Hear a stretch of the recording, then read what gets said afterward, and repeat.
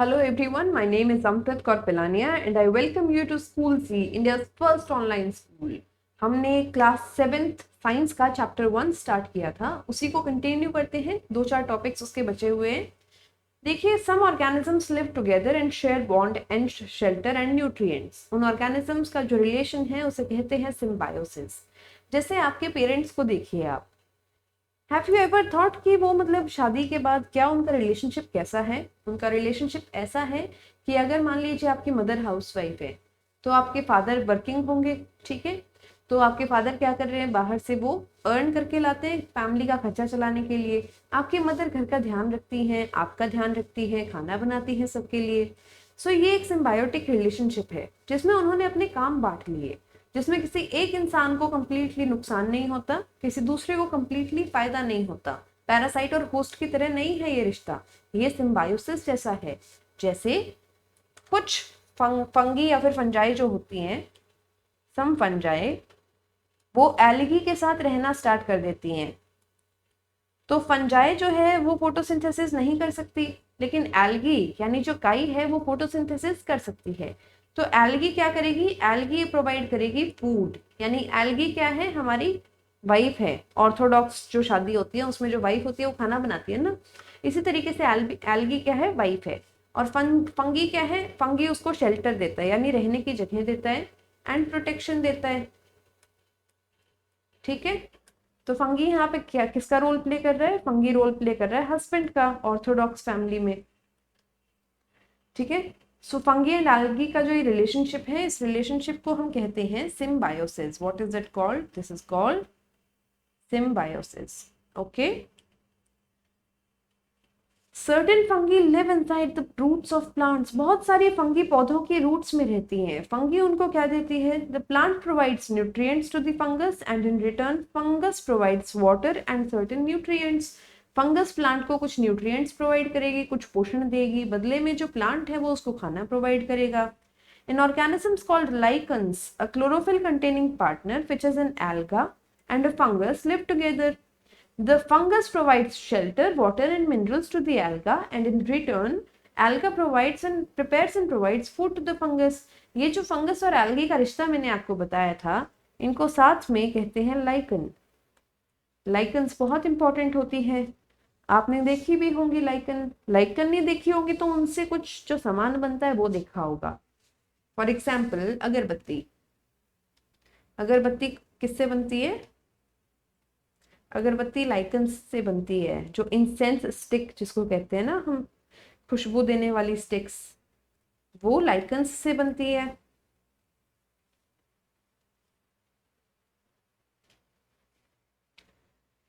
How nutrients are replenished in the soil? Have you seen farmers spreading manure or fertilizers in the field, or gardeners using them in lawns or in pots? जो farmers वगैरह होते हैं वो manure और fertiliser use करते हैं। Manure क्या होता है, कोई भी गाय भैंस का गोबर जो कि हमारी जो खेत की मिट्टी है उसको पोषण प्रदान कर सके। फर्टिलाइजर क्या होते हैं, केमिकल्स होते हैं ऐसे, देयर सच केमिकल्स जो हमारी मिट्टी को पोषण प्रदान कर सके, जो हमारे खेत में उग रही फसल को ऐसे न्यूट्रिएंट्स प्रदान कर सके जिनकी उस फसल को जरूरत है। For example nitrogen. Okay, You learned that plants absorb minerals and nutrients from the soil, so their amount in the soil keeps on declining. समझे आप? प्लांट्स को मिनरल्स और न्यूट्रिएंट्स की जरूरत होती है। अब मिट्टी तो कांस्टेंट है, उस पे पौधे उगे हुए हैं, वो बार बार वहीं से सामान लेते रहेंगे तो मिट्टी में तो न्यूट्रिएंट्स खत्म हो जाएंगे। मिट्टी कितना पोषण देगी? Fertilizers and manure contain nutrients such as nitrogen, potassium, phosphorus, etc. These nutrients need to be added from time to time to enrich the soil. जो प्लांट्स यूज कर रहे हैं, मिट्टी का जो पोषण यूज कर रहे हैं, मिट्टी में एक दिन खत्म ना हो जाए पोषण, इसीलिए मिट्टी में बार बार हमें और पोषण ऐड करना पड़ता है। पोषण के तौर पे हम फर्टिलाइजर या मैन्योर डालते हैं, उनमें कुछ कंपोनेंट्स ऐसे होते हैं, कुछ न्यूट्रिएंट्स ऐसे होते हैं जैसे कि नाइट्रोजन हो गया, पोटेशियम हो गया, फॉस्फोरस हो गया, etcetera. We can grow plants and keep them healthy if we fulfill the nutrient requirements. अगर हमें पता है कि एक पौधे को 10 ग्राम आयरन की जरूरत है पूरे साल में और हम उस मिट्टी में 10 ग्राम आयरन डाल देते हैं तो वो पौधा अलग ही चमकेगा। Usually crop plants absorb a lot of nitrogen and the soil becomes deficient in nitrogen. You have learnt about that the nitrogen gas is available in plenty in the air. Plants cannot use it in the manner they can use the carbon dioxide. They need nitrogen in a soluble form. अभी थोड़ी देर पहले ही तो पढ़ के आए ना कि हवा का नाइट्रोजन प्लांट्स यूज नहीं कर सकते, जैसे कि वो कार्बन डाइऑक्साइड को यूज करते हैं। सो उसकी जगह पे उन्हें नाइट्रोजन कैसा चाहिए, ऐसे फॉर्म में चाहिए जिससे वो एब्जॉर्ब कर सके। सो बहुत सारे ऐसे ऑर्गेनिजम्स होते हैं जो हवा वाले नाइट्रोजन को कन्वर्ट करते हैं लिक्विड फॉर्म में और उसे मिट्टी में डाल देते हैं, और मिट्टी से फिर वो पानी के साथ प्लांट्स एब्जॉर्ब कर लेते हैं।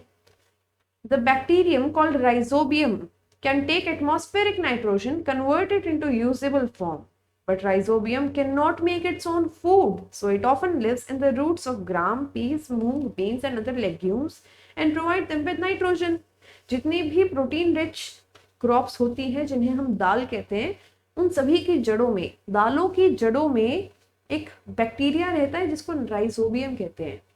राइजोबियम उन प्लांट्स से न्यूट्रिशन लेता है, यानी पोषण लेता है, खाना लेता है, लेकिन बदले में राइजोबियम उन्हें नाइट्रोजन प्रोवाइड करता है एक ऐसे फॉर्म में जिसे प्लांट्स एब्जॉर्ब कर पाए, यूज कर पाए। In return, the plants provide food and shelter to the bacteria. They thus have a symbiotic relationship. इसीलिए इनका रिलेशनशिप सिम्बायोटिक है, पैरासाइट या होस्ट वाला नहीं, symbiotic. Their association is of great significance for the farmers. They can reduce the use of nitrogenous fertilizer where leguminous plants are grown. देखिए, दालों को बहुत सारे नाइट्रोजन की आवश्यकता होती है, लेकिन उनके रूट्स में राइजोबियम रहता है तो बाहर से हमें उन्हें नाइट्रोजन देने की आवश्यकता नहीं पड़ती। लेकिन किसी भी कारण से, मान लीजिए प्रदूषण के कारण, राइजोबियम की आबादी बहुत कम हो गई है, तो फार्मर को क्या करना होगा? फार्मर को नाइट्रोजन एक्सटर्नली प्रोवाइड करना पड़ेगा, यानी फर्टिलाइजर डालने पड़ेंगे, केमिकल्स डालने पड़ेंगे। इससे अच्छा क्या है कि हम मिट्टी को इतना अच्छा बनाएं कि उसमें नेचुरली जो हमारे राइजोबियम है वो ग्रो कर सके और वो प्लांट्स के साथ रहकर उन्हें नाइट्रोजन प्रदान कर सके। In this chapter you learned that most of the plants are autotrophs, only a few plants are parasitic, saprotrophic. They derive nutrition from other organisms. All animals are categorized as heterotrophs since they depend on plants and other animals for food. Can we say that insectivorous plants are partial heterotrophs? Yes, of course we can say that. क्यों? क्योंकि ये भी तो अपना कुछ nutrition दूसरे organism से यानी इंसेक्ट से प्रोड्यूस कर रहे हैं ना। आपने देखा कि ऑलमोस्ट सभी प्लांट्स जो है वो ऑटोट्रॉफ्स हैं, अपना खाना खुद बना लेते हैं, लेकिन कुछ एक्सेप्शंस हैं, यानी कुछ हट के एग्जाम्पल्स हैं जो ऑटोट्रॉफिक नहीं है लेकिन प्लांट्स माने जाते हैं। फॉर एग्जाम्पल कस्केटा जो कि पैरासिटिक प्लांट है, फॉर एग्जाम्पल पिचर प्लांट जो कि क्या है, एक ये इंसेक्टिवोरस प्लांट है। इसके अलावा एक और मैं आपको एग्जाम्पल दे देती हूँ, ये थोड़ा यूनिक एग्जाम्पल है, ये है वीनस फ्लाई ट्रैप। इसके बारे में गूगल पे सर्च करना, आपको बहुत इंटरेस्टिंग इसके फोटोज वीडियोस वगैरह देखने को मिलेंगे। ठीक है, इसके कीवर्ड्स एक बार देख लेते हैं। आपको सभी कीवर्ड समझ में आ गए हैं कि नहीं? You know what it means by autotrophic, what is chlorophyll, the green pigment. Heterotrophs वो ऑर्गेनिजम्स जो दूसरे ऑर्गेनिजम्स को खाते हैं। होस्ट एक ऐसा ऑर्गेनिजम्स जिसपे कोई दूसरा ऑर्गेनिज्म फीड कर रहा है, एक ऐसा ऑर्गेनिज्म जिसकी न्यूट्रिएंट्स को कोई दूसरा ऑर्गेनिज्म चोरी कर रहा है। इंसेक्टिवोरस एक ऐसा ऑर्गेनिज्म जो इंसेक्ट्स खाता है। न्यूट्रिएंट यानी पोषण तत्व। न्यूट्रिशन एक ऐसी पूरी प्रोसेस है जिसके थ्रू कोई ऑर्गेनिज्म अपना खाना ऑब्टेन करता है और उसे डाइजेस्ट करके यूज करता है। पैरासाइट क्या है? एक ऐसा ऑर्गेनिज्म जो क्या करता है, किसी दूसरे ऑर्गेनिज्म पर रहकर अपने सारे न्यूट्रिएंट्स की नीड्स पूरी करता है लेकिन बदले में कुछ नहीं देता। Photosynthesis is the process of making food in green plants. Saprotrophs ऐसे ऑर्गेनिजम्स जो सैप्रोट्रॉफिक न्यूट्रिशन को फॉलो करते हैं, यानी केमिकल्स बाहर ही रिलीज करके सिर्फ जरूरत का सामान एब्जॉर्ब कर लेते हैं। सैप्रोट्रॉफिक न्यूट्रिशन एक ऐसा न्यूट्रिशन जिसमें ऑर्गेनिजम्स अपने डाइजेस्टिव जूसेस बाहर डेड और डिकेइंग मैटर पे रिलीज करते हैं और फिर वहां से सिर्फ जरूरत का सामान एब्जॉर्ब कर लेते हैं।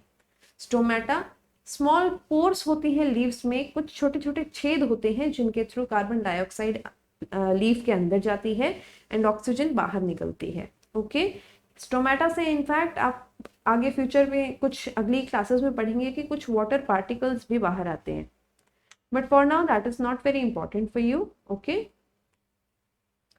ये व्हाट हैव वी लर्नड, ये क्या है, यह है आपकी summary. So if you want you can read this, इसी में चैप्टर का पूरा सार है। नेक्स्ट वीडियो में हम डिस्कस करेंगे इसकी exercises. For now this video ends here.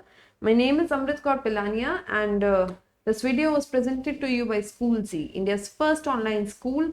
मिलते हैं अगली वीडियो में, तब तक के लिए बाय बाय।